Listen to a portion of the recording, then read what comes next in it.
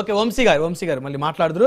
పసుపులేటి సురేష్ గారు మరొక కీలకమైన అంశం, 15 రోజులకు ఒకసారి సమన్వయ కమిటీ సమావేశం నిర్వహించబోతామని కూటమి పార్టీలు.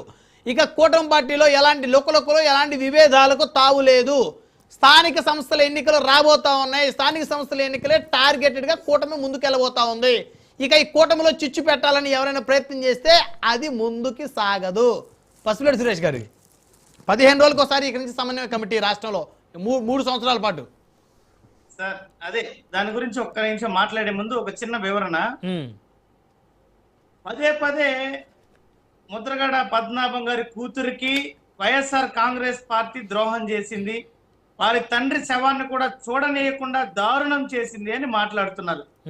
నిన్న ముద్రగడ పద్మనాభం గారి అంత్యక్రియలు ఆల్మోస్ట్ అన్ని ఛానళ్లు కూడా ప్రత్యక్ష ప్రసారం చేశాయి, సెకండ్ టు సెకండ్ లైవ్ ఇచ్చాయి.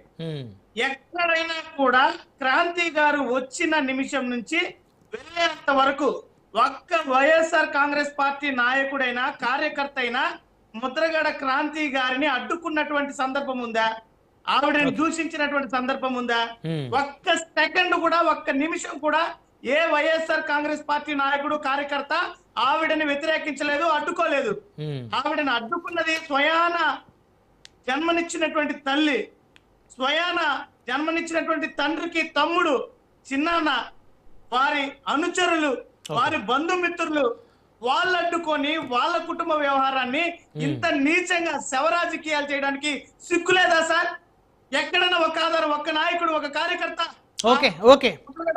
గాంధీ గారిని అడ్డుకున్నటువంటి సందర్భం చిన్న క్వశ్చన్. ఇప్పుడు జస్ట్ ఒకటే జస్ట్ చిన్న ఆడను. ఇప్పుడు వీళ్ళన్నీ మాట్లాడుతున్నారు కదా, నిజంగా ప్రభుత్వము ఈ రోజు ఏదో ప్రభుత్వం అంటున్నారు కదా, ఆయన బతుకున్నప్పుడు, ఆయన అనారోగ్యం గురైనప్పుడు ఈ ప్రభుత్వం ఎక్కడ పోయింది? ఎందుకు ఆయనను పట్టించుకోలేదు? ఎందుకు ఆయన ట్రీట్మెంట్ సరిగ్గా చేయించలేదు? ఎందుకు ఆయన గురించి హైదరాబాద్ వచ్చి ట్రీట్మెంట్ ఆయన చేయించుకోవడం కాదండి, మరి ప్రభుత్వం ఏమైపోయిందండి? ప్రభుత్వం మేము చూడాలి, చెయ్యాలని ఆతృతగా ఉన్నారు కదా, మరి బతుకున్నప్పుడు ఎందుకు చేయలే? ఏమండి, గవర్నెన్స్ మనం ఎందుకు పెట్టుకున్నామో తెలుసా?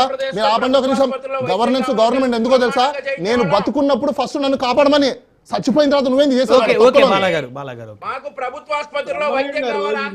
మీ ప్రభుత్వ ఆసుపత్రిలో సరిగ్గా డాక్టర్లు లేవు కాబట్టి మీ డిప్యూటీ చీఫ్ మినిస్టర్ కూడా ఎక్కడికో వెళ్ళి ట్రీట్మెంట్ చేయించుకున్నాడు. అది తెలుసుకోండి ఫస్ట్. ఓకే బాలా గారు, ఏంటి నాన్ సెన్స్? ఏంటి బ్రహ్మనాయుడు గారు నాన్ సెన్స్ ఏంటి? సురేష్ గారు వన్ వర్డ్ కంక్లూజన్ కూటమి సమన్వయ సమావేశం మీద సార్ వన్ వర్డ్ మాట్లాడదు ప్లీజ్.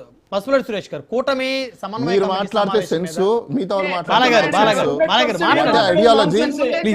ఐడియాలజీ అండి, వాళ్ళు మాట్లాడితే సెన్స్. అదే వాళ్ళ పార్టీలో ఉన్నప్పుడు మాత్రము ఒక లేడీ కౌన్సిల్ ఎవరైతే ఉన్నారో స్పోక్స్ పర్సన్, ఆవిడ మాట్లాడినప్పుడు మాటలు మాత్రం మచ్చిగా ఉన్నాయి. ఆమె బయటికి రాగానే ఆమె దయ్యం అయిపోయిందా? రీసెంట్ గా మనం చూసిన స్పోక్స్ పర్సన్ బయటకు వచ్చిన రజనీ ఆ రోజు నెత్తి వేసుకున్నారు కదండి, ఈరోజు దయ్యం ఎట్లా? మూడు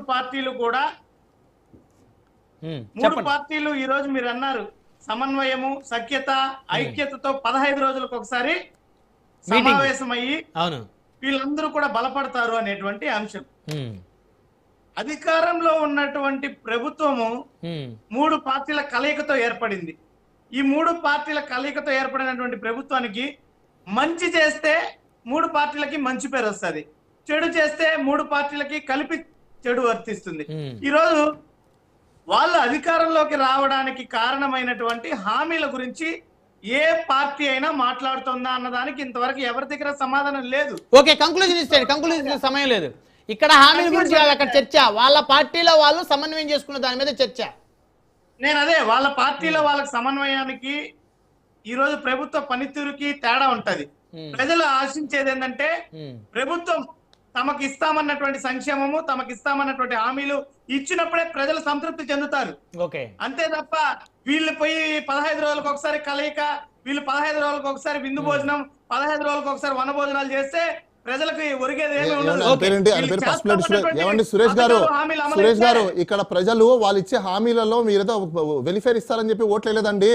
చంద్రబాబు నాయుడు గారు వస్తే ఆంధ్ర రాష్ట్రము రతనాల రాష్ట్రం అయిపోతుంది, అమరావతిని కాస్త డెవలప్ చేసి సింగపూర్ చేసేస్తారు, 5 సంవత్సరాలలో మనకు జాబులు వస్తాయి, అందరికి ఎకనామీ పెరుగుతుంది, డబ్బులు వస్తాయి, లక్షల కోట్ల రూపాయలు ట్రెజరీలో పడుతుంది, తద్వారా మనకు ప్రభుత్వాలు బాగుంటాయి, రాష్ట్రం బాగుంటుంది అనుకుని ఇచ్చారు.